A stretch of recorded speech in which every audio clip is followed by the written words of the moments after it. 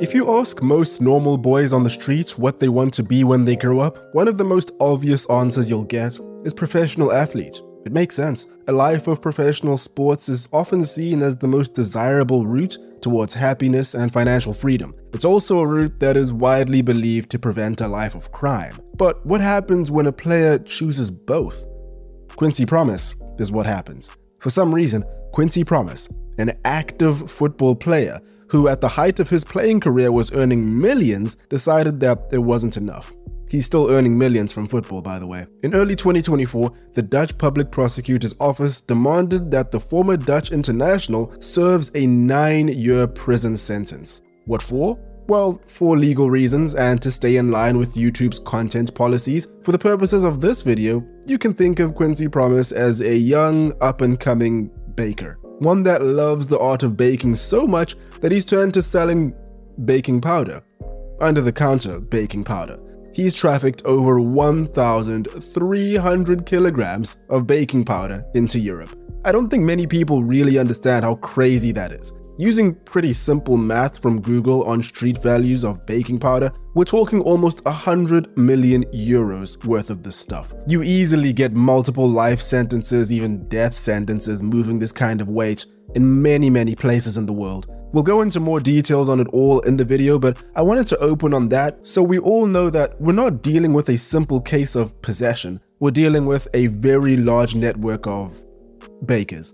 And this isn't even the only criminal charge laid against him. As we speak, he's in the appeal process, going against the charge that he allegedly tried to fatally stab a cousin in 2020. There's even video evidence of him allegedly trying to bribe Russian police officers for a completely separate incident, dating back to as recent as September 2023. The crazy thing about all of this is that he's a free man. More than that, he's still playing. He's still vibing out with his friends. He's not facing justice anytime soon. Get this, he was even voted as the best player in the Russian Premier League by the fans in the 2022-23 season. That's right, a vote that happened only 7 months ago. All of this information was public back then. To be fair, he pretty much had the best year of his career on the pitch last season, so we can't really fault him there. As you can see, this is a very crazy story. Hello everyone, hope we're all doing well. I'm Tinashe, welcome back to the channel. Quick note on this video, it does include information that is of a criminal nature, so everything that's sensitive has either been censored or reworded, yes, to align with YouTube's content policies, but also because a lot of this is ongoing. And because of that, all the sources for extracts of court documents and news reports and all that have been linked below in the description. You can find them there on my website, just like you can find all the sources for every video that is on this channel on that website too. Cool. Now, just so we're all on the same page, let's kick this one off from the very beginning. Born in Amsterdam in 1992, Quincy Promes grew up in poor living conditions. His family were immigrants of Suriname descent. His father was a pro footballer in Suriname before immigrating, but went pro after making the move. Football was always going to be a large part of his life, and by the time he was 10, he was in the Ajax Academy and loving life. But he was always a bit of a mischievous youngster, talking back to coaches, going out late at night, not respecting his fellow academy students. I was not an easy boy in the past. I liked mischief, and I didn't keep my mouth shut. I was greedy on the field. I had no doubt that I played better football than others in the whole world. Looking back at this moment in time in 2016, Promes had this to say. And he was very good. He was, of course, in the Ajax Youth Academy. That's no easy feat, but it was ultimately his bad behavior and attitude that got him into deep trouble there. Shortly after turning 16, he was kicked out of the academy. Amongst all the factors I've just mentioned, it's also believed that he was kicked out partly due to the company he kept outside of football, which, knowing what we know now, probably makes sense. Anyway, this was a massive emotional blow, and based on all of his interviews after this, it seems like he genuinely understands that he was at fault here. Nonetheless, I'm sure that this did not help him in the moment. He was very close to quitting football altogether at the time, but was convinced by his mother that this was not the best decision for him. This was in 2008. Fast forward 3 years later to 2011, and after going through Haarlem and then Twente, he was officially a professional footballer. As an attacker, more specifically a winger, he had everything that you need to succeed. The pace, power, and confidence, but he was still quite raw, as expected from a 20-year-old. To sharpen himself up, he accepted a loan move to Go Ahead Eagles in the second division of Dutch football. And in almost no time, he was a fan favorite. Promes is what they called him. I guess this is what happens when you score 17 goals and make 11 assists in 42 appearances. Unsurprisingly, when he returned to Twente at the start of the 2012-2013 season, it was expected that he would become an important player. And, of course, he did. He hit the ground running with such force that he had 8 goals and 5 assists in his first 15 games of the season, injured his knee in early November, ruling him out for the rest of the year, yet was still widely considered to be the best player in the entire league for the first half of the season. There were so many clubs after him at this point that he really had his pick. Juventus, Valencia, and many more had their eyes on him. But it was Russia that appealed to him more.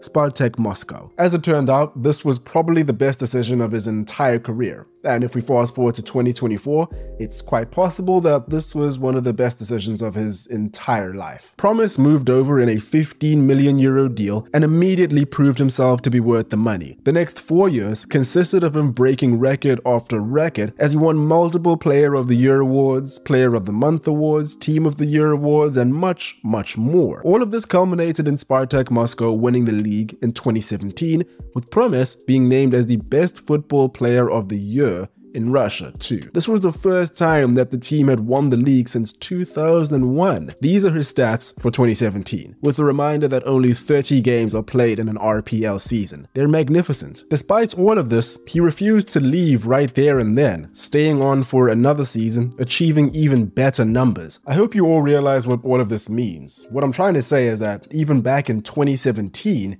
he was already a club legend, a player that this team will absolutely never forget, and a player that fans of the club and the club's upper management will likely always protect.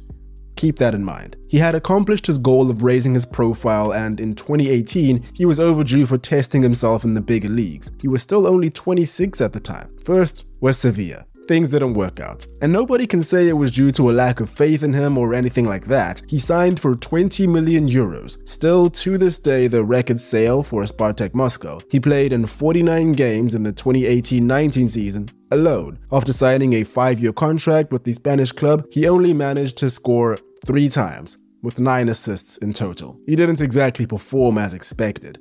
After 1 year, he was moved along once again. But the next move had all the signs of being a magical, successful story in the long run. It was a move back to his boyhood club, Ajax. And his first season back wasn't all that bad. In fact, he probably would have walked away from the season with an Eredivisie title had the global illness not gotten in the way. His second season wasn't all that great though. He only lasted about half a year before his time was up. Having exhausted all of his options and failing to succeed outside of Russia, he made his return to Spartak Moscow in 2021 at 29 years of age. This is just about where all the bad stuff began to come to light.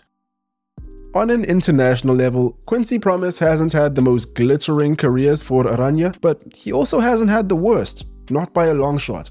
He made 50 appearances for the Dutch national team, even scoring in the Nations League semi-final in 2019. However, since 2021, he has yet to feature for the national side. And according to sources close to those involved with the national team, even if he still has a shot from 2024 and beyond, this will remain the case until he clears his name. This is because in November 2021, Dutch courts ruled that Promes should be prosecuted for stabbing a relative at a party. The charges? Attempted murder. Apparently this happened at a family party in late December 2020, only 2 months before he moved back to Russia. The victim was one of his cousins. His trial date, initially scheduled for late March 2022, was postponed for about a year because a key witness had fallen ill on the day of the trial. In the meantime, his assets in the Netherlands were frozen, which to this day does not matter, as he was, and still, is in Russia. This is the exact reason why he remains as a football player. He denies that he played any part in this incident and has pleaded his innocence through his lawyers. Despite him claiming innocence, when the new date for his trial was set to early March 2023, he did not show up. Because they could not force him to show up. The Netherlands and Russia do not have an extradition treaty, which means that when he was found guilty in 2023 and sentenced to 18 months in prison for a downgraded aggravated assault charge, nothing happened. Now, interestingly, at one point, that trial was put on pause to investigate the validity of a key piece of evidence. Promes and many of those close to him had their phones tapped by authorities at some point over the years, and in one of the conversations that was intercepted by the investigators, he admitted to being involved in the stabbing. Here's the thing though, his phone was being tapped for a completely different reason in a completely different investigation. In early 2020, 2 large shipments of baking powder were scheduled to be shipped to a port in Antwerp, Belgium, one containing 650 kgs of powder and another with 712 kgs. The 712 kg load was seized. The 650 kg load has never been found. A man by the name of Maurilio V, who is suspected to be one of Promes' main accomplices and happens to be his uncle, has admitted to playing a small role in this deal, but refuses to admit that Promes had any role in the operation, which is understandable. Maurilio V has an extensive criminal record. As recently as 2019, he was sentenced to 4 years in prison in Belgium after importing close to 900 kgs of baking powder. His alleged role likely was not small. If the court reports are true, Promes has likely been under investigation since as early as 2018, following anonymous tip-offs in the same year. All of this led to at least one of those shipments being found and the entire operation being blown up, or at least a small portion of those involved being caught. We can't be so naive to think that this entire thing is done and the day has been saved, right? At some point, all of Quincy Promes' lines of communication were tapped, and this is where the audio of him admitting to stabbing his cousin came from. Again, I don't think I can say the full reported quote from this conversation that was leaked because it's pretty graphic, but it went along the lines of, "I did not intend to hit him in the knee. Next time, I will not miss." You can gather what he meant by that. I think a lot of this serves as a reminder for all the shady dealings that professional athletes or just people in higher up positions can be in. When it comes to professional footballers in particular, the fact that many of them came from underprivileged backgrounds essentially means automatically that many of them were at least exposed to shady dealings growing up. Now, like any normal human being, a lot of them choose to shy away from that and are saved by something or someone. But also, like any normal human being, I'm sure a lot of them go down the wrong path. And I'm more than certain that at least some of them go down both. The court proceedings have revealed several details that show that all of this is really just the tip of the iceberg. It's primetime TV stuff, really. There's mention of the fact that Promes invested over 200,000 euros of his own money into the botched shipment. It mentions that Promes had to pay a substantial fee to another well-known trafficker after a completely separate shipment was stolen by a rival gang. This other well-known trafficker is alleged to have been behind the assassination of a former Dutch footballer, Calvin Maynard, who was shot at point blank in 2019. Back to Promes, this guy was moving some serious weight. You don't go from 0 to 1.3 tons overnight, right? There has to be some in-between. Or maybe this was the in-between, right? If he was suspected since as early as 2018 for being involved in this, then you have to imagine that there is much, much more to this. Reports indicate that Quincy Promes has been in the process of securing a Russian passport, which will ultimately give him a strong veil of security. In a weird way, he's helped quite a bit by the fact that Russian teams have been banned from European competitions amidst the war. He's very much aligned himself with Russian culture in a lot of ways. Some might believe that he's stuck in Russia, but this probably couldn't be further from the truth. Would you call a man that recently became the top international scorer of all time in the Russian league stuck? He's just come off the best season of his entire life. Plus, for some reason, he's still being allowed visas to travel to the UAE. Whatever is actually going on, I highly doubt the people around him seem to care all too much either. And yes, that includes football players. This is a picture from Memphis Depay's Instagram taken on the 31st of December 2023. It included snapshots of Paul Pogba too. These guys are all still mates and Quincy Promes is still living the dream. He's a rapper. You can watch his music videos here on YouTube. He's a co-founder of several businesses. He's chilling. Something you might be asking yourself is, what does Spartak Moscow think of all of this? Surely they have some thoughts on their club legend being wanted in his home country for several charges of bakery, violent misconduct, and more. Nope, they don't. Almost every time that something new has hit the news relating to Quincy Promes and his activities outside of football, the club has responded with similar statements. Something like, quote, a final verdict has yet to be made, or something similar. Ironically, Russia has a very low tolerance for drugs, alcohol, and driving under the influence. Some of Promes' friends were detained in mid-2022 for doing all three. A video of him allegedly attempting to bribe a police officer at a Russian police station went viral last year. Note that in this incident, no briberies were paid and his friends were released. Spartak's response? He's done nothing illegal. Tells you all you really need to know. Is all of this true? Will Quincy Promes ever return to the Netherlands? Who's involved? How many of them have ties to the European football industry? How deep does this all go? A lot of questions, very few answers. All I know is that I doubt we've heard even close to the end of this. And there we have it. Let me know what you all think about Quincy Promes and this entire crazy situation. That's all from me. Hope you guys enjoyed. Hope you're having a great day. Cheers, and I will catch you in the next one.